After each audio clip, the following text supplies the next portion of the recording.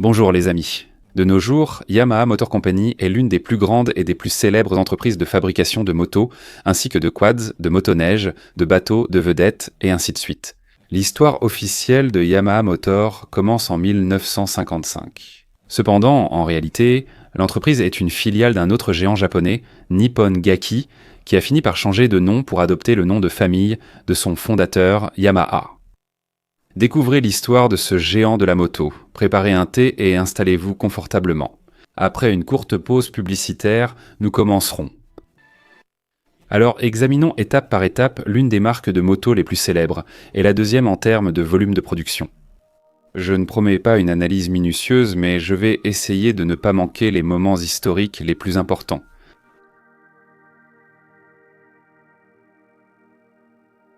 Tout a commencé au XIXe siècle, et ce n'était pas du tout avec des motos.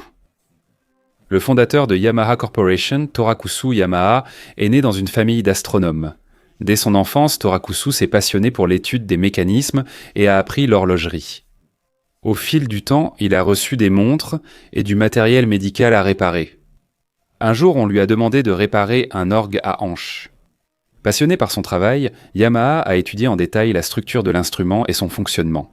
Il a alors décidé de créer son propre modèle. Après un premier échec, il devient auditeur à l'Institut de recherche musicale. Il étudie sérieusement la théorie musicale et les méthodes d'accord des instruments. Le travail acharné porte ses fruits, et Yamaha commence à fabriquer des instruments de musique, fondant en 1889 l'entreprise Yamaha Organ Works. Le temps passe et la gamme d'instruments de musique s'élargit. En 1897, Torakusu fonde la société Nippon Gaki, dont le logo est composé de 3 diapasons et d'une figurine de phénix chinois. En 1900, la société a produit son premier lot de pianos. En 1902, la production des premiers pianos à queue Yamaha a commencé. Et en 1904, l'orgue et le piano fabriqués par la société ont remporté le Grand Prix à l'Exposition universelle de la ville américaine de Saint-Louis. En 1903, en utilisant son expérience dans le travail du bois, la société a commencé à fabriquer des meubles. Le début de la Première Guerre mondiale a stoppé l'importation d'instruments de musique, surtout allemands, ce qui a eu un impact positif sur la production et les ventes. Malgré la mort de Torakusu le 8 août 1916, la société s'est rapidement développée. En 1920, elle comptait 1000 employés et produisait 10 000 harmoniums et 1200 pianos par an. En 1921, Nippon Gaki a reçu une commande gouvernementale pour la fabrication d'hélices d'avions en bois. Au cours des 5 années suivantes, l'entreprise a frôlé la faillite, l'appréciation du yen ayant nui à la compétitivité de ses produits. En 1922, 2 usines d'autarques de l'entreprise ont brûlé. Et le grand tremblement de terre du Kanto de 1923 a détruit le bureau de Tokyo et endommagé plusieurs autres usines. La reconstruction de l'entreprise a été prise en main par Kaiichi Kawakami, directeur de Sumitomo Wire Company, qui est devenu président de Nippon Gaki en 1927. En 1922, Nippon Gaki a commencé à produire des phonographes de haute qualité. En 1930, pour m'habiller de frein, le premier laboratoire d'analyse acoustique a été fondé. En 1932, la production d'orgues à vent a été lancée, et à partir de 1941, la production de guitares acoustiques a commencé. La Seconde Guerre mondiale a durement frappé l'économie du Japon. L'usine Nippon Gaki a été confisquée par le gouvernement à la fin de la guerre, et la production a été réorientée vers les besoins militaires. Après les bombardements, une seule usine de la société a survécu.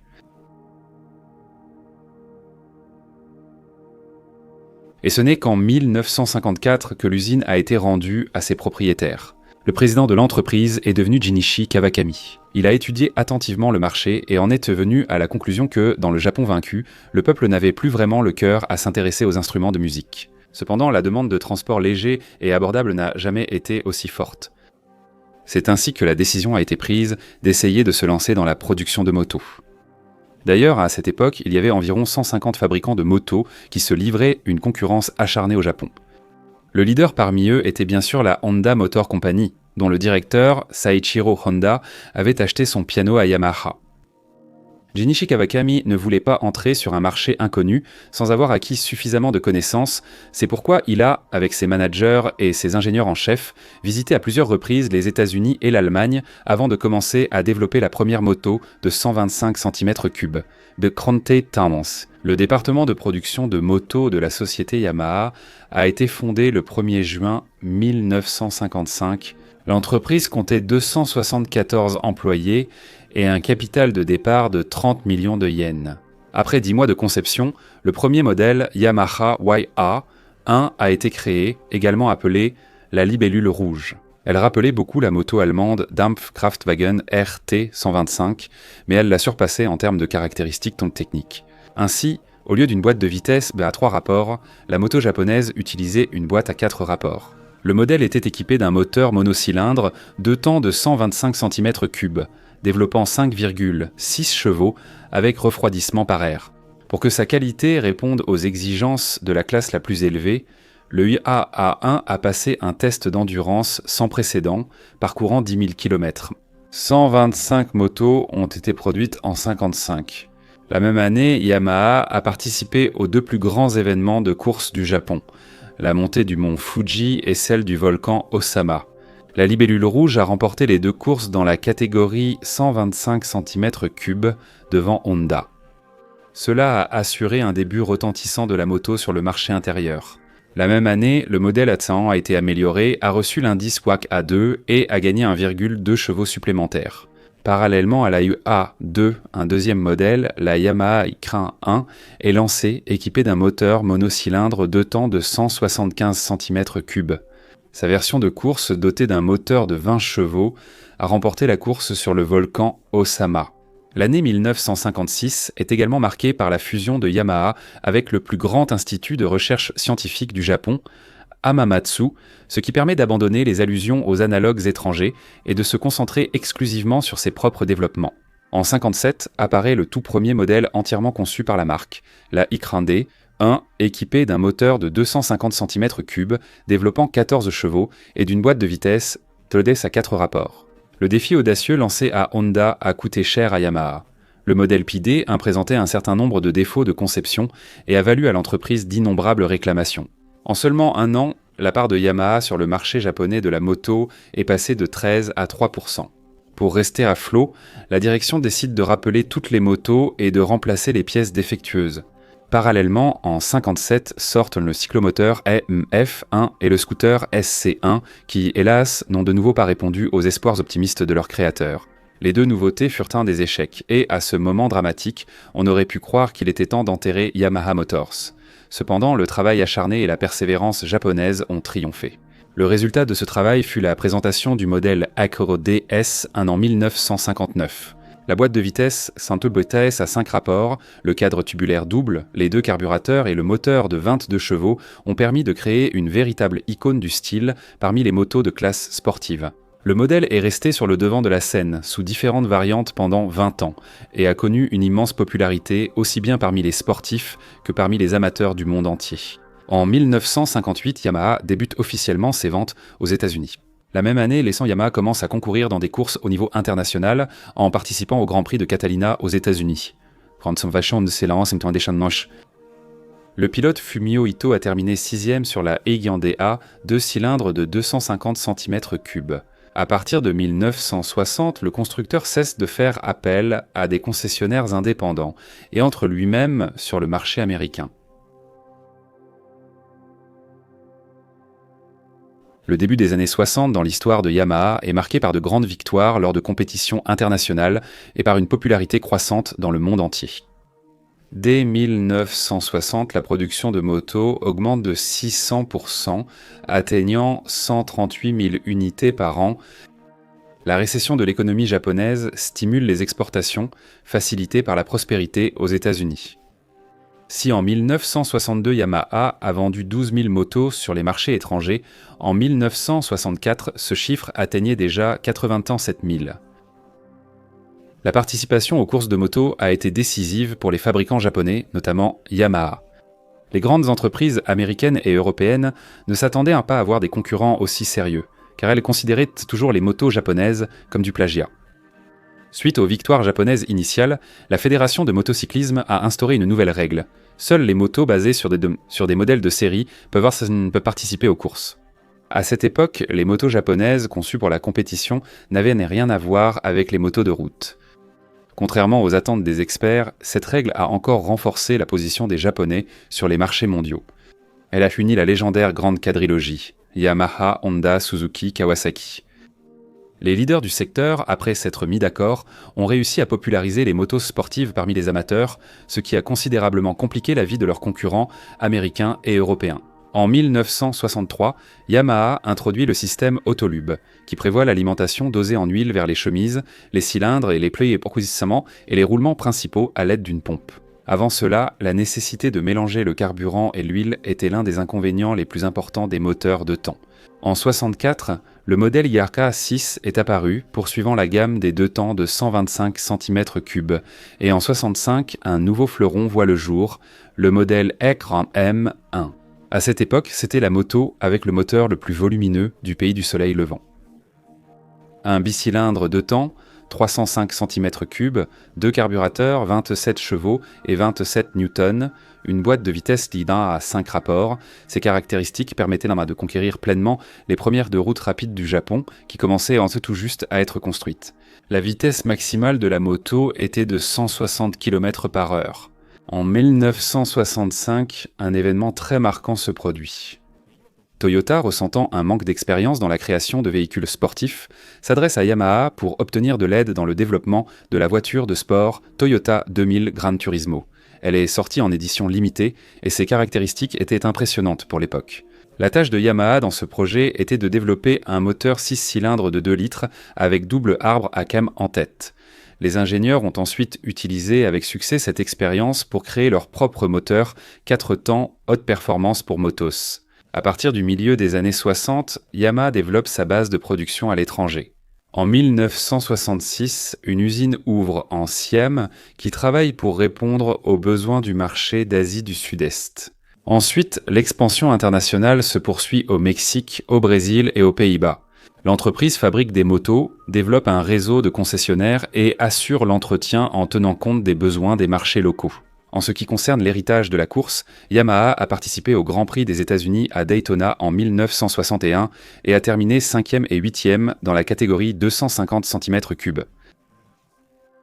Après Daytona, Fumio Ito a obtenu une honorable 6e place dans la catégorie 250 au Tourist Trophy sur l'île de Man, ce qui a eu un grand impact pour l'entreprise en Europe.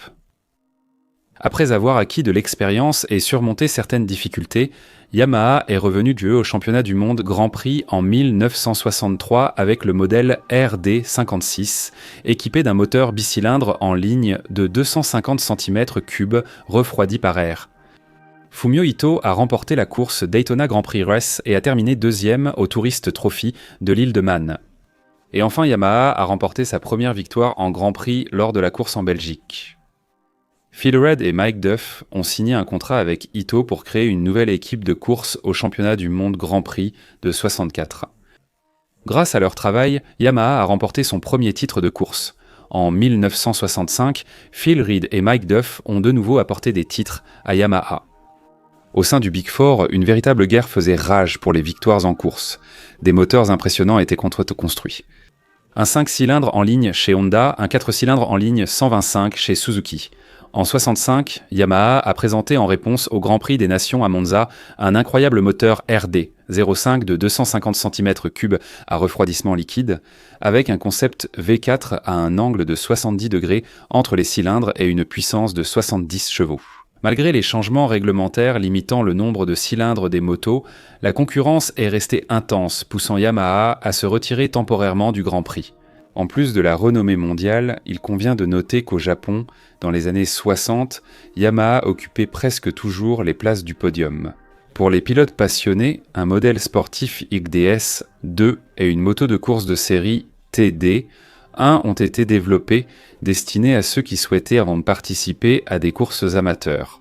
La TD1 est instantanément devenue populaire et compétitive sur la piste. Et grâce aux règles de course établies par la Fédération motocycliste du Japon, qui n'autorisèrent à participer aux compétitions que les modèles de série homologués pour la route, Yamaha a décidé de lancer la TD, comme un modèle entièrement autorisé pour la circulation routière, et a créé un modèle de course distinct, la TD1A, pour participer à diverses courses aussi bien au Japon qu'à l'étranger. Dans la catégorie 125 cm3, Yamaha, avec le modèle RA97, a pris la première place au Tourist Trophy en 1965.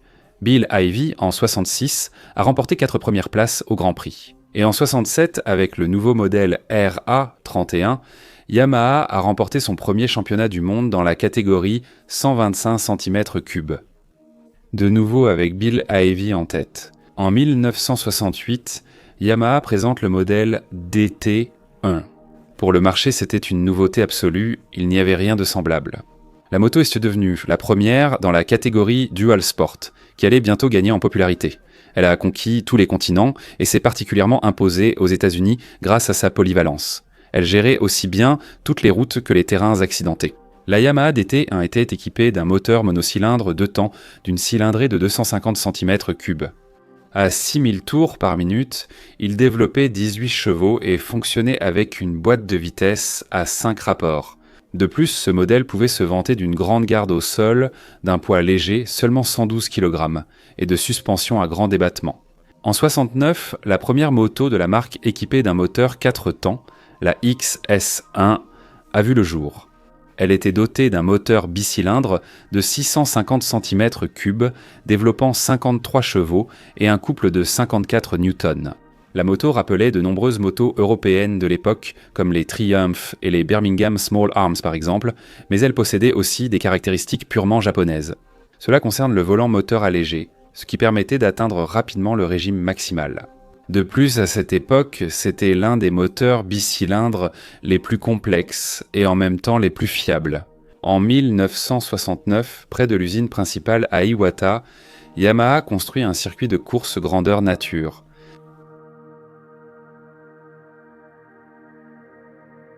Au début de la nouvelle décennie, Yamaha prospère. Les chiffres en témoignent. En 1970, 574 000 motos sont produites, dont 60% sont exportées. En 1973, un autre modèle légendaire entre en production, la Yamaha RD 350, que l'on aime parfois, comparée à la Jawa. La moto était équipée d'un bicylindre en ligne 2 temps développant 35 chevaux, ce qui, associé à une boîte de vitesse à 5 rapports, permettait d'atteindre une vitesse de 150 km/h. Les fans de Yamaha appelaient affectueusement ce modèle la fusée de poche et l'appréciaient sincèrement pour son prix abordable, sa légèreté, sa simplicité et sa fiabilité. Et c'est alors qu'en 1973 a éclaté la crise pétrolière mondiale.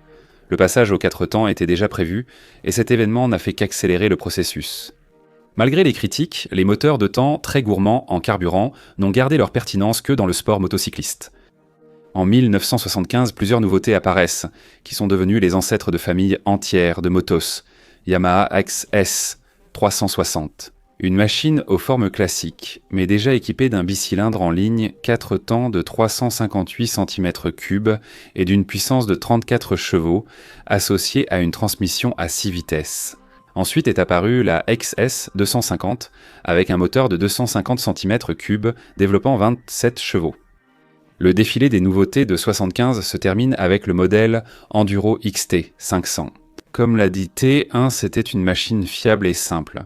Le moteur est un monocylindre de 500 cm3, 30 chaque léger avec une grande suspension et une vitesse maximale de 140 km/h. Le modèle est devenu instantanément populaire, surtout en Europe et aux États-Unis, et il a été produit jusqu'en 1981. Elle est devenue la fondatrice de toute une famille de machines Yamaha, et tout de suite, le modèle TT 500 a été lancé, qui était destiné exclusivement au tout-terrain. Sur la XT 500, Bengteberg a participé au championnat du monde de motocross en 1977. 2 ans plus tard, en 1979, la XT remporte le rallye Paris-Dakar. Ses réels neveux sur une XT 500 modifiée a pris la première place au classement général aussi bien sur les machines à 2 qu'à 4 roues. Gilles Comte, à l'époque pilote de l'importateur français Yamaha Sonauto, a terminé 2e au classement général sur la même moto XT 500. Et Marie Erthaud a pris la première place dans la division féminine également sur une XT 500. L'année suivante, la XT500 modifiée a démontré une supériorité écrasante en occupant les 4 premières places et Neve a de nouveau pris la première place. En 1977, une nouvelle division de Yamaha Motor Corporation États-Unis d'Amérique est créée pour promouvoir les motos de la marque sur le marché américain. La même année, la routière Yamaha SR et le scooter économique Passol sortent, ce qui va susciter l'intérêt du public pour ce type de véhicule pendant de nombreuses années. La SR 4 Cents, d'ailleurs, n'est pas simplement une moto classique ordinaire. À l'origine, elle a remplacé sur de nombreux marchés les monocylindres britanniques chevronnés, puis elle est devenue un classique intemporel qui, malgré tous les restylages, n'a pas perdu sa forme et est toujours produite à ce jour. L'année suivante est aussi marquante pour Yamaha. Le premier motocycle avec un moteur 4 cylindres en ligne, le XS 1000 fait son apparition. Sur cette base, tous les 4 cylindres en ligne actuelle de la société ont été développés. Il était équipé d'un moteur de 95 chevaux avec refroidissement par air et d'un arbre de transmission comme transmission principale. La vitesse maximale était de 210 km/h. Explorons maintenant les exploits sportifs de Yamaha dans les années 70, témoins de sa passion intarissable pour la course. Après une courte pause en 73, la société est revenue au championnat du monde avec les modèles RZR 500 et RZR 250. La dernière a été créée sur la base du modèle de course de série TD, ON. Les pilotes Yamaha dans les deux catégories étaient Tierno Saarinen et Hideo Kanayar. Ces deux pilotes ont surpris tout le monde par leur succès sur les nouvelles motos Yamaha. Cependant, la série de victoires a été interrompue par la mort tragique de Jarno Saarinen lors d'un accident au Grand Prix des Nations à Monza. Yamaha a de nouveau retiré son équipe d'usine de toutes les courses restantes cette année-là. En 1974, Yamaha a repris sa participation au championnat du monde en tant que constructeur. Les modèles RZR 500 avec suspension monocross, RZR 350 et TZA 750 sont arrivés sur la piste. Le pilote Giacomo Agostini, sur la 750, a remporté des victoires consécutives aux courses Daytona 200 et Imola 200, puis a remporté des victoires dans la catégorie 500 cm3 lors du championnat du monde Grand Prix en Autriche et aux Pays-Bas. La même année, les TZ 350 et 250, ainsi que la TA 125, ont également obtenu de bons résultats. En 1975, Agostini a récupéré le titre de pilote sur la YZR 500 entièrement repensée et plus compacte. Son coéquipier Kanaya a terminé 3e au classement général et Johnny Ciccotta a remporté le titre dans la catégorie 350. Après une pause en 1976, Yamaha est revenu en 1977 avec Agostini, Ciccotta et une IBZR 500 récemment mise à jour. Dans les catégories Grand Prix du championnat du monde 250 et 350, le pilote Takazumi Katayama a réalisé de solides performances. En 1976, il a terminé 2e dans la catégorie 250 et a remporté le titre dans la catégorie 350 cm3 en 1977 en pilotant le modèle TZ 350. Et voilà que l'année 77 arrive, et Kenny Roberts entre en scène. Kenny reprend le titre de champion à Giacomo Agostini. Jusqu'en 4 wings inclus, Roberts a offert à Yamaha 3 titres de champion du monde dans la catégorie 500 cm3. Dans les années 70, Yamaha s'est focalisé sur les courses de motocross en Europe. Après avoir remporté le championnat de motocross du Japon chez les adultes et les juniors, Tadao Suzuki et Hideaki Suzuki ont été envoyés en tournée européenne. En participant aux courses dans la catégorie junior, les deux pilotes sur des DT modifiés ont plus que tenu tête à la concurrence, mais dans les courses de catégorie supérieure, la situation était différente. L'écart entre les performances de la machine, la puissance et les compétences du pilote s'est révélé plus important que prévu. Grâce au champion du monde de motocross en catégorie 250, Thorsten Allmann, qui est redevenu consultant chez Yamaha, la société a participé en 1972 au championnat du monde de motocross, avec les modèles récemment développés Blarwegi Z 637, Garwegi Z 639 et Roageri Z 642. Toutes sont équipées d'une suspension arrière Thermal Flow, développée en interne. Cette année-là, le pilote Yamaha Håkan Andersson a remporté sa première victoire lors de la course suédoise et a terminé 2e de la saison. En 1972, Yamaha a commencé à développer la nouvelle suspension monocross. Sur la Ibikunte ZM 250, Håkan Andersson a remporté le premier titre de champion du monde de motocross pour Yamaha, aussi bien chez les pilotes que chez les constructeurs. Après plusieurs tentatives dans la catégorie 500 cm3, c'est Heikki Mikkola, au guidon de la machine d'usine XZM 400 qui a remporté 12 des 24 courses de la saison 77, offrant ainsi à Yamaha son premier titre dans la catégorie 500 cm3.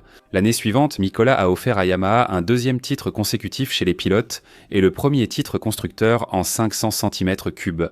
Aux États-Unis, au début des années 70, le motocross a vraiment pris son essor avec les passionnantes séries nationales de motocross American Motorcyclist Association 500 et 250, ainsi qu'avec l'événement Supercross qui avait une grande valeur de divertissement. Yamaha a contribué à cette effervescence en y envoyant ses meilleurs pilotes. De 1976 à 1979, Bob Hanna a remporté 7 titres, American Motorcyclist Association, Supercross et Motocross. Pendant ce temps, en 1977, Brock Glover a remporté le titre American Motorcyclist Association Motocross dans la catégorie 125 cm3 3 années de suite, puis plus tard dans les années 80, il est devenu vainqueur 3 fois de suite dans la catégorie 500. Yamaha a également excellé dans les compétitions de trial avec le modèle TY 250 et le pilote Mick Andrews. Il est absolument impossible de passer à côté d'un événement extrêmement marquant qui s'est produit en 1975. Don Vesco, avec le soutien financier et technique de Yamaha, construit la moto de record Silverbird, qui est équipée de 2 moteurs jumelés provenant de la TZ 750. La puissance de la machine atteint 240 chevaux, et lors de la semaine de la vitesse à Bonneville, Vesco établit un record absolu de vitesse à 488 km à l'heure.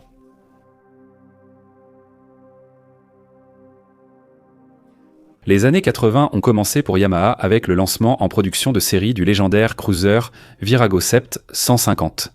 Il est devenu la première moto de la marque équipée d'un bicylindre en V. Les premières Virago étaient années classiques. C'est à partir de 1984 qu'elles ont commencé à ressembler aux motos américaines. Le modèle légèrement modifié a été produit pendant 17 ans. En 1981, Yamaha a présenté 2 cruisers intéressants, la Midnight Special 1100 et la Maxim 650 avec des 4 cylindres en ligne. L'année suivante, ils ont lancé le modèle PW50 pour les jeunes adeptes du motocross. Le modèle amélioré est encore produit actuellement. En 1982, Yamaha a sorti un modèle intéressant, la XJ 650 Turbo, une moto avec turbocompresseur. À cette époque, la turbolatrice était emparée des 4 grands constructeurs, mais elle s'est vite estompée. Le modèle n'est resté sur la chaîne de production que 2 ans. En 83, ils ont développé un moteur V4 d'une capacité de 1,2 litres. La même année, ce moteur a fait ses débuts sur le luxueux Yamaha Venture Royal. C'était une moto magnifique pour l'époque, avec de nombreux boutons, un lecteur de cassettes, un régulateur de vitesse et beaucoup d'équipements de confort. Le modèle a été produit jusqu'en 1993, puis, sous une autre forme, il a été fabriqué de 1999 à 2013. Parallèlement, il y avait des bouleversements internes au sein de l'entreprise. En 1983, Hidetō Higuchi est devenu président de Yamaha Motors. Il a proclamé la politique de la nouvelle Yamaha, dont l'essence était de stimuler l'initiative des employés ordinaires. Leur proposition d'amélioration de tous les processus était collectée, analysée et mise en œuvre. Le programme a porté ses fruits positifs et a conduit à une augmentation des bénéfices de l'entreprise, même malgré le début de la crise économique. L'innovation suivante réussie de la marque fut le modèle FZ 750 qui a vu le jour en 1985. C'était la première au monde à être équipée d'un système de distribution avec 5 soupapes par cylindre et 2 arbres à cames. Une autre première de 1985 fut la VMAX 1200. Ils ont utilisé le même V4, mais avec le système V-Boost, qui a permis d'atteindre une puissance de 145 chevaux. En 1987, les ingénieurs de la société développent le premier système d'échappement entièrement réglable XUPTAP. La sportive FZR 1000 Genesis apparaît, délivrant à l'époque 136 chevaux. Dès sa première année de production, le modèle a remporté la course Castrol 6 Hour et a rapidement gagné en popularité. Déjà en 1989, la moto avec de légères modifications extérieures a reçu d'importantes améliorations du moteur et le système XUP. Au final, la puissance maximale est passée à 145 chevaux. Cette année-là également, ce système équipe le modèle sportif FZR 750R avec un moteur 4 cylindres en ligne, refroidi par liquide, développant 121 chevaux. Depuis le début des années 80, Yamaha a continué de participer au rallye Paris-Dakar. La XT, 500 fiable et performante lors des premières éditions, s'est progressivement transformée en XT, 550, XT, 600 et XT, 600 Ténéré modifiés. Bien que ces motos aient parfois lutté pour la victoire au classement général, il est devenu évident que les moteurs monocylindres existants n'avaient pas assez de puissance pour rivaliser avec les nouvelles machines bicylindres de plus grande cylindrée. Yamaha, avec le pilote Jean-Claude Olivier, représentant de l'importateur français Yamaha Sonauto, a participé au 8e rallye Paris-Dakar avec la FZ 750 Ténéré à 20 soupapes et 4 cylindres et a terminé la course à la 12e place. Inspiré par une telle passion, Yamaha a développé la XE 750 Ténéré monocylindre d'usine pour participer aux courses en 88 et 89. Les 2 années, le pilote italien Franco Pico était proche de la victoire, mais il est tombé et a terminé à la 2e place. Malgré l'absence de victoire, ces événements ont ouvert la voie à une nouvelle ère glorieuse. Et sur cette lancée, en 1989, une autre moto légendaire de la marque, la XTZ 750 Super Ténéré, entre en scène avec un bicylindre 10 soupapes de 70 chevaux et un excellent châssis tout-terrain. Bientôt, la Super Ténéré gagne une grande popularité en Europe. Jusqu'en 1998, environ 37 000 exemplaires de ce modèle ont été vendus ici. Quant à la participation de l'entreprise aux courses, au cours des années 80 et des décennies suivantes, une incroyable quantité d'événements sportifs ont eu lieu, auxquels Yamaha a participé et remporté des triomphes. Pour ne pas prolonger la vidéo, je me concentrerai sur les événements clés. Au début des années 80, le roi Kenny Roberts dominait le Grand Prix grâce à son style de pilotage unique à l'époque, en se penchant hors de la moto dans les virages, ainsi qu'aux innovations technologiques constantes du constructeur. En 1980, lors du Daytona 200, la victoire était revenue à la TZ 750 pilotée par Patrick Ponce. L'année suivante, la TZ 750 a démontré une domination absolue en occupant les 9 premières places. Lors du Daytona de 1982, Graham Crosby sur la Exxon R 750 a remporté la victoire parmi les 133 motos participantes. De plus, en 1983 et 1984, Kenny Roberts a remporté la victoire sur la IZR 700, une version modifiée de la 500, offrant à Yamaha sa 13e victoire consécutive au Daytona 200. Yamaha modernisait constamment son modèle de course AZR 500. En 1981, la moto a reçu un 4 cylindres en ligne. Barry Sheene a excellé dans la catégorie des 500 cm3. Cette année-là, une version alternative de la 500 a fait ses débuts lors de l'étape autrichienne à Salzbourg. C'était le premier modèle Grand Prix de 500 cm3, équipé d'un moteur V4. À la fin de 1982, Kenny Roberts a annoncé son départ du championnat du monde de Grand Prix. Il a été remplacé par Eddie Lawson, qui a remporté le championnat dans la catégorie 500 cm3 en 1984. Malheureusement, l'année suivante, Yamaha a de nouveau cédé le titre à Honda avec sa V4 considérablement améliorée. En 1986, Yamaha comptait 5 pilotes sur les motos YZR 500 améliorées. Eddie Lawson, Christian Saron, Rob McElnea, Red Mamola et Mike Baldwin. Les 5 ont tous terminé parmi les 6 meilleurs pilotes du championnat, avec Eddie Lawson en tête. Ainsi, Yamaha a remporté son premier titre constructeur en 11 ans. Dans les courses tout-terrain, à partir des années 80, Yamaha a concouru dans 3 catégories, 125, 250 et 500 cm3. Et c'est la dernière catégorie qui était au centre de l'attention. Au cours de cette décennie, Yamaha a remporté 6 titres de pilote et 3 titres de constructeur, prouvant ainsi qu'elle était un concurrent de taille non seulement en course sur route, mais aussi en motocross. Le premier titre Yamaha a été remporté en 1981 par le pilote britannique Neil Hudson, qui a gagné le championnat dans la catégorie 250 cm3 sur une YZ2M 250. Un an plus tard, sous la direction du manager de l'équipe, Nicolas Dany Laporte au guidon de la YZM 250, le dernier modèle 2 temps à refroidissement par air, est devenu le premier américain à remporter le championnat du monde de motocross dans cette catégorie. Dans le championnat American Motorcyclist Association de Supercross, 250 cm3, Mike Bell a remporté le titre de pilote en 1980, tandis que dans la série nationale American Motorcyclist Association de motocross, Brock Glover, passé à la catégorie 500 cm3, est devenu champion en 1981, 1983 et 1985. Avec la popularité croissante du motocross, les pilotes y changeaient fréquemment d'équipe. Ayant perdu des athlètes prometteurs, ainsi, Yamaha est devenue moins compétitive dans la plupart des catégories durant la seconde moitié des années 80, ce qui aura un impact significatif dans les années 90.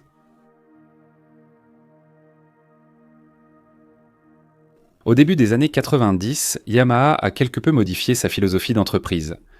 Sa base est devenue le concept de kando, un terme japonais complexe qui désigne un sentiment de profonde satisfaction, de bonheur et d'excitation joyeuse. Selon les créateurs, ces sentiments doivent émerger chez les clients lorsqu'ils interagissent avec les produits de l'entreprise. À en juger par le fait que cette philosophie reste prioritaire jusqu'à aujourd'hui, elle s'est révélée assez efficace. En 92, Yamaha présente le premier modèle de moto équipé de l'ABS jamais créé au Japon. Il s'agissait d'une version du modèle FJ 1200. La même année, la firme a présenté le Sport Touring GTS 1000 au Salon de Cologne. Ce modèle a reçu un moteur reconfiguré provenant de la sportive FZR 1000. Cependant, la principale caractéristique du GTS était sa suspension avant unique, qui consistait en un système de fixation en porte-à-faux de la roue avec des tirants et des articulations spéciaux, responsables de la direction et de l'amortissement. Ce système de suspension a été nommé RADD et a été développé par James Parker. Mais les avantages, tels qu'une rigidité record, une grande stabilité et l'absence de plongée au freinage, étaient annulés par une masse non suspendue énorme et un comportement ambigu dans les virages à gauche et à droite. Cependant, malgré de nombreuses critiques, la moto a continué à être vendue pratiquement sans changement jusqu'en 1999. En 1994, Takehiko Hasegawa est devenu le nouveau président de l'entreprise. Sa prérogative est devenue l'étude des attentes des clients. C'est pour cette raison que les nouveautés de l'entreprise ont connu un succès mondial. C'est à ce moment-là qu'a été entreprise la conquête du marché américain dans le segment des cruisers. Yamaha a commencé à produire des motos de la série Star, dont le design s'inspirait principalement des Harley. En 1997, le modèle Y Z 400F a vu le jour, grâce auquel la société est redevenue championne du monde de motocross. On le considère toujours comme une légende à 4 temps qui a changé à jamais l'histoire de ce sport. Léger, puissant et facile à manier, il a conquis le cœur des fans du monde entier. En 1998, le modèle IZFR 1 a fait ses débuts. Une moto sportive pesant seulement 177 kg, équipée d'un moteur 4 cylindres de 998 cm3 et développant 150 chevaux. Ce modèle reste à ce jour le fleuron de la gamme sportive de la société. Un an plus tard, en 1999, le modèle sportif plus petit R6 a été présenté. En ce qui concerne les victoires sportives, au début des années 90, Wayne Rainey dominait les compétitions du Grand Prix dans la catégorie 500 cm3. Malgré la concurrence féroce de Honda, Suzuki et Kaji, Wayne Rainey a remporté le titre de pilote 3 années de suite. Sur la version mise à jour pour la saison de course, Luca Cadalora a pris la 2e et la 3e place en 1994 et 1995 respectivement. Yamaha était également compétitif en 250 cm3. John Kosinski a participé pour la première fois au championnat du monde de Grand Prix en 1990 et a remporté la victoire lors du dernier tour. Quelques années plus tard, en 1993, le pilote japonais Tetsuya Harada, qui avait remporté le championnat du Japon de course sur route l'année précédente, est devenu un sérieux prétendant au titre face aux meilleurs pilotes. Sur sa TZ 250MA, il est devenu le 2e champion du monde japonais. La victoire de Yasha Akikata dans le championnat du Japon de course sur route 125 cm3 sur le prototype TZ 125 a conduit au retour de ce modèle au championnat du monde en 1993. Jorge Martinez a finalement remporté la victoire et a offert à Yamaha sa première victoire dans la catégorie 125 depuis environ 20 ans. En dehors du Grand Prix, Yasumoto Nagai, Christian Saron et Dominique Saron se sont associés lors de la course d'endurance des 24 heures du Bol d'Or 94 sur une moto IZF 750. Ils ont remporté la course en réalisant un record de 667 tours. Dans les années 1990, Yamaha était aussi très impliqué dans le championnat du monde de Superbike. Dans ces compétitions, Yasumoto Nagai, Scott Russell, Colin Edwards et Noriyuki Haga ont participé. À la fin des années 90, Yamaha a présenté la XFR 7 à 4 temps pour remplacer la IZF 750, acquérant ainsi une expérience précieuse et de nombreuses données pour le développement des futures motos de course à 4 temps. Au début des années 90, Yamaha a réorganisé son équipe de motocross. La marque est revenue aux courses dans la catégorie 125 en 1994 après une courte pause. Et grâce aux performances des pilotes Renaldi Moore et Alessio Chiodi, Yamaha a remporté le titre des constructeurs en 94, 95, 97 et 98. Dans la catégorie 500 cm3 à partir de 97, le modèle Akrda Z400F a dominé les courses avec les pilotes Andrea Bartolini, Francisco Garcia Vico et Miska Altanen. La puissance apparemment illimitée du moteur 4 temps, Yamaha a également été largement utilisée aux États-Unis. Doug Henry a remporté la dernière course de la saison American Motorcyclist Association Supercross en 97 sur la WEC-Raz M 400F, devenant ainsi le premier homme à gagner une course American Motorcyclist Association Supercross sur une moto de motocross à 4 temps. Parmi toutes ses activités de course dans les années 90, Yamaha a excellé au rallye Paris-Dakar. Malgré les changements de lieu de départ, d'arrivée et d'itinéraire dans les années shorty 90, la nature fondamentale de cet événement, un rallye d'aventure de grande envergure sur de longues distances en Afrique, est resté inchangé. En 1991, Yamaha a préparé 8 machines IZE 750T. Stéphane Peter-Hansel, Gilles Lallet et Thierry Magnaldi ont occupé les 3 places du podium, offrant à Yamaha sa 3e victoire au Dakar et la première depuis 10 ans. Peter Hansel a remporté 3 victoires consécutives sur la E-Cross S2E 750T, dont la cylindrée a été portée à 850 cm3. En 1994, en raison de changements dans le règlement, Yamaha s'est retirée de la compétition, mais l'année suivante, elle est revenue avec le modèle XTZ 850R, sur lequel Peter Hansel a de nouveau remporté la première place.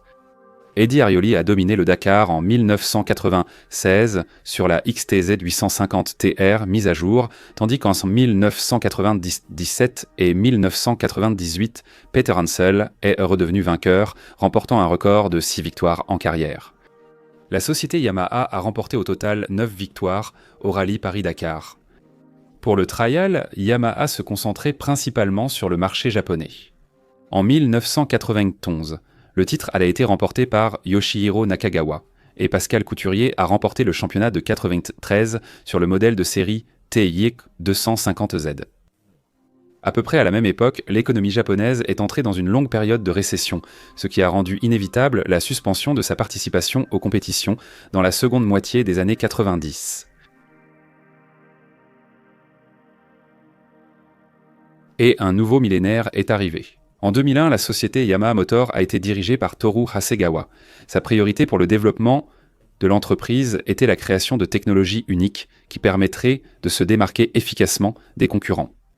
2 d'entre elles sont devenues emblématiques pour l'industrie. Une nouvelle méthode de moulage des jantes en aluminium et un système d'injection de carburant pour les moteurs 4 temps. En 2002, suite à des évolutions du marché mondial de la moto, Motori Minarelli, société italienne collaborant avec Yamaha depuis 1990, a intégré le groupe japonais. Au début des années 2000, le maxi-scooter T-Max a été le véritable succès de l'entreprise sur le marché européen. Et déjà en 1996, le modèle YP 250 Majesty avait préparé le terrain, ayant acquis une immense popularité dans l'ancien monde.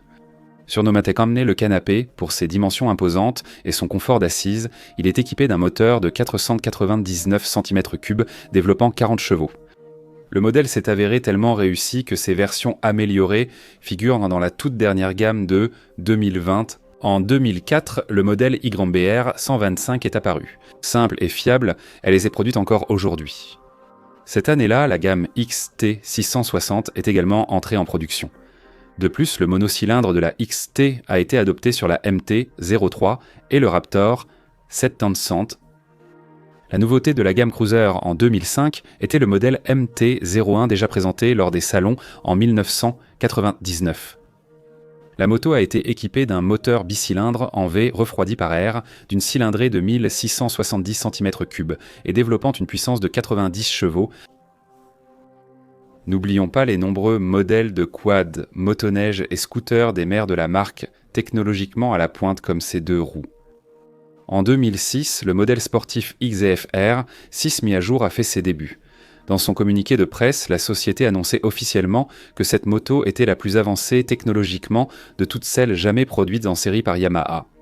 Il est devenu la première moto équipée du système Yamaha Ship Control Throttle, commande électronique des gaz. En 2007, le fleuron sportif R1 a également reçu ce système de commande intelligente des gaz. De plus, l'embrayage a été remplacé par un embrayage à glissement. En 2009, le modèle VMAX a été entièrement rénové. 25 ans après sa sortie, les ingénieurs ont pris en compte l'expérience de la version 1200 et en ont corrigé les défauts. Au final, la masse volante, autrement dit le VMAX, s'est dotée d'un V4 de 200 chevaux d'une cylindrée de 1,7 litres. Des caractéristiques impressionnantes. En entrant dans le XXIe siècle, le monde des courses de moto sur route a connu de grands changements. En 2000, la Fédération internationale de motocyclisme a annoncé des changements de règlement pour la catégorie 500 cc. Les motos à 4 temps pouvaient en avoir une cylindrée maximale de 990 cc. Les préoccupations environnementales, qui ont conduit au passage des machines 2 temps aux 4 temps, ont également influencé le championnat du monde de Grand Prix. Bien qu'il y ait eu 8 pilotes dans le championnat 500 cm3 lors de la saison 2001, y compris Max Biaggi qui est monté 9 fois sur le podium cette année-là, Yamaha n'a pas réussi à remporter le titre. En 2002, le très attendu début des nouvelles motos de course 4 temps a eu lieu. Et oui, c'était la dernière saison pour les 502 temps. Le championnat a officiellement été nommé MotoGP. Yamaha a présenté la nouvelle machine d'usine IGA ZRM, un équipé d'un moteur 4 temps à 4 cylindres en ligne avec un cadre basé sur la IGAR ZR 500. C'était la première saison de la M1 pilotée par Checa et Biaggi, ce dernier ayant terminé 2e au classement général. En 2004, le modèle a été revu et l'entreprise a signé un contrat avec le pilote de talent Valentino Rossi. Cette combinaison a permis à Yamaha de rester sur le podium pendant 2 ans. En 2005, Yamaha et Rossi ont remporté les 3 titres, pilote, équipe et constructeur. En ce qui concerne le championnat du monde de Superbike en 2000, Noriyuki Haga a terminé 2e sur la Ekyo ZFR 7. En 2005, la R1 a remplacé la R7 comme modèle de base. En courant pour Yamaha jusqu'en 2008, Haga n'a jamais terminé en dessous de la 3e place au classement des pilotes. Avec son coéquipier Troy Corser, il a apporté à Yamaha le titre de champion du monde des constructeurs de Superbike en 2007. Au championnat du monde d'endurance, la R7 et la R1, toutes deux conformes à la spécification Superbike, se sont également très bien illustrées. En 2000, l'équipe Yamaha Motor France a remporté la course Bol d'Or 24 heures avec la R7.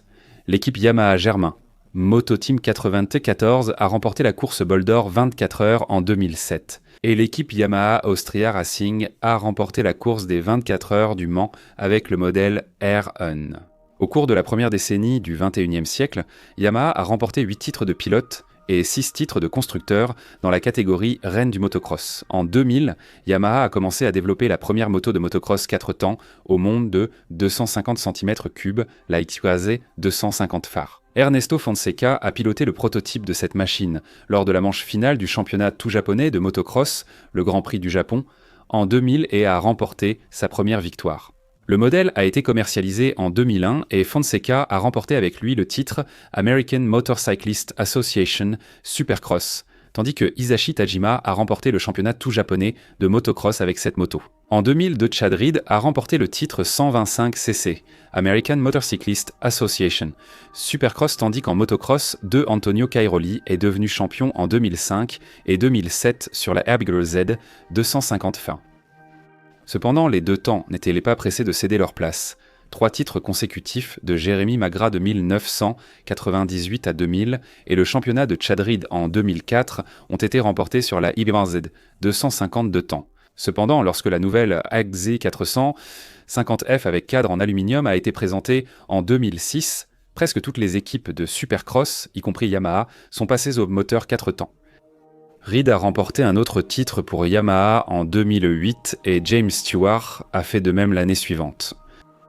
La société Yamaha Motor France est revenue participer au 26e rallye Dakar avec David Fritinier sur le modèle VR 450F, tout-track qui utilisait un système de transmission intégrale. La roue avant était entraînée par un système hydraulique.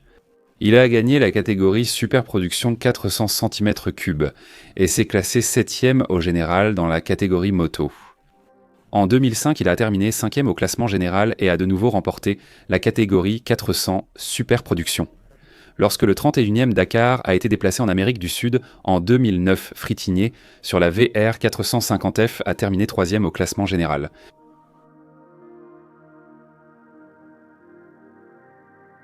Et nous arrivons à la décennie qui vient tout juste de s'achever. En 2010, Yamaha a tenté de prendre des parts de marché à BMW dans le segment des gros trail adventure, en lançant le modèle XT1200Z, super ténéré équipé d'un moteur bicylindre en ligne refroidi par liquide de 1200 cm3, développant 110 chevaux. Comme vous pouvez le voir, le nom d'une partie du désert du Sahara, Ténéré, est devenu emblématique pour plusieurs modèles Yamaha, principalement grâce aux victoires au Dakar. Depuis 2013, la marque a maîtrisé la production de moteurs à 3 cylindres en ligne. Ce groupe motopropulseur a fait ses débuts sur le modèle MT-09 et il est très maintenant installé aussi bien sur la Niken que sur la XSR 900. En 2015, la société a créé un robot motard. Au départ, il atteignait environ 100 km/h et 2 ans plus tard, cette machine intelligente accélérait jusqu'à 200 km/h et elle a même rivalisé avec Valentino Rossi sur la piste. C'est vrai, le robot a perdu 30 secondes par tour face au pilote. L'une des nouveautés marquantes de 2018 a été le modèle Niken avec 2 roues sur l'essieu avant. Une technologie très intéressante, conçue, selon le fabricant, pour offrir un niveau de confort et de stabilité exceptionnel sur la route. D'ailleurs, une technologie similaire avait déjà été utilisée sur le modèle de scooter Tricity dans les années 2000. Durant la dernière décennie, Yamaha a pris part à de multiples compétitions sportives. En 2010, Jorge Martinez a remporté son premier titre de champion MotoGP et en 2012, Lorenzo Essento est devenu champion sur la Icra ZRM, un mise à jour. Lorsque Rossi est passé chez Ducati en 2011, Yamaha a invité Ben Spies dans l'équipe d'usine pour se battre pour le titre aux côtés de Lorenzo. Malheureusement, cette saison-là, cela ne s'est pas produit pour les deux pilotes. En 2013, Rossi est revenu et les deux champions ont couru côte à côte pour Yamaha. De plus, l'entreprise a grandement contribué au championnat de Superbike et aux courses d'endurance. En 2016, Rossi et Lorenzo ont remporté ensemble 6 courses, prenant respectivement la 2e et la 3e place au classement général, et le titre par équipe est revenu à Yamaha. Depuis le début du XXIe siècle, les modèles de série Yamaha de la série R ont continué à concourir avec d'excellents résultats dans diverses catégories de courses de série, en particulier avec le fleuron de cette série, la IG ZF-R. Cependant, en 2012, Yamaha a suspendu ses activités en tant qu'équipe d'usine dans le championnat du monde de Superbike et n'a repris qu'en 2015 avec Paul Espargaro et Bradley Smith comme pilotes. La trajectoire ascendante s'est poursuivie en 2018 lorsque Vandermark a remporté la première victoire de Yamaha en World Superbike depuis 2011 et a terminé 3e au classement général. Depuis 2017, Yamaha participe également au tout nouveau championnat du monde, Supersport 300 avec son moteur 4 temps à 8 soupapes de 321 cm3 sur le modèle Dimexi ZF-R 3. C'était un choix populaire parmi les pilotes, et cette année-là, il a remporté le titre des constructeurs pilotes avec Marc Garcia. En ce qui concerne le motocross, en 2010, une nouvelle version de la Ibranzed 450F a fait ses débuts avec une toute nouvelle configuration de moteur. Le cylindre a été incliné vers l'arrière et la direction de l'admission et de l'échappement a été modifiée. La première à l'avant, la seconde à l'arrière du cylindre. La même année, la machine d'usine Icra Z 450 FM basée sur la nouvelle moto a été présentée dans la catégorie Rennes Motocross 1 du championnat du monde de motocross. Sur cette moto, David Philipperts a terminé 3e du championnat. Bien que ce résultat ait privé Yamaha d'une 3e victoire consécutive, les performances de la nouvelle machine ont prouvé son potentiel dès sa première saison de compétition. Fidèle à ce potentiel attendu, lors de la saison 2011, Steven Frossard a terminé 2e du championnat. En 2015, la Ibranzed 450 FM a de nouveau confirmé sa place au sommet du championnat du monde motocross Grand Prix avec sa nouvelle recrue Romain Fèvre. En 2019, avec la version usine de la Icra Z 450F de Yamaha, Jeremy Seewer a remporté la médaille d'argent dans la catégorie Motocross Grand Prix. Au Rallye Dakar, depuis 2011 seuls, les modèles monocylindres de 450 cm3 ou moins étaient autorisés à participer. Pendant la période de changement de règlement, Yamaha a continué à participer aux courses avec la VR 450 feux monocylindre de 450 cm3 et a terminé à la 4e place du Dakar 2010 avec Helder Rodrigues. En 2011 et 2012, le pilote portugais a terminé 3e au Dakar. Et en 2014, Olivier Pain a pris la 3e place du podium sur une machine d'usine basée sur la IQ Z 450 Faux. Pour le Dakar 2015, Yamaha a présenté une toute nouvelle VR 450F de rallye. En 2019, Yamaha a obtenu une honorable 6e place avec la VR 450F mise à jour.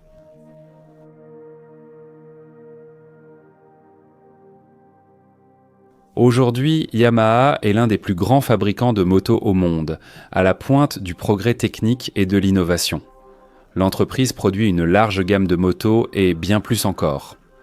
Les usines de Yamaha Motor sont situées dans 45 pays à travers le monde, employant environ 100 000 personnes, et en termes de volume de production, l'entreprise n'est devancée que par son éternel rival, Honda.